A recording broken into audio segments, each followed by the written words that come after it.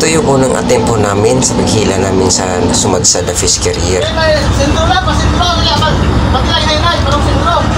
Medyo mahina talaga, dumikito talaga siya ng maigi. At talaga hindi makaya hatakin kahit anong pilit naming hatak. Naka-full na yung makina, pero talagang siya, nakadikit talaga sa parang sumadsad talaga sa dalampasigan. Dala. Kaya napakahirap po talagang hatakin. Tumagilid. Nakala namin madadala na kasi tumagilid siya. Yung pala tumagilid lang, hindi pala kayang hatakin.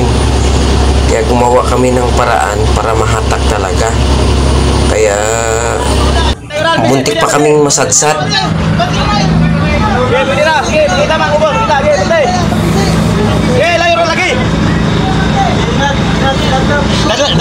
Dadala boy.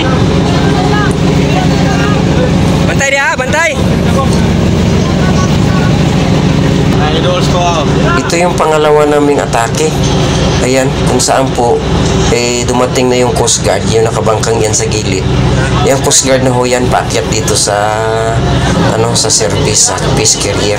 Pero anong hatak talaga namin, yung lubid na malaki, yung tawag namin na hugos talaga, hindi ho talaga kaya. Ito yung aktual na paghahila namin sa araw. Kaya gumawa talaga kami ng paraan kung ano yung magandang gawin. Kaya ayun, talagang pilit namin hinahatak, nakapula yung makina.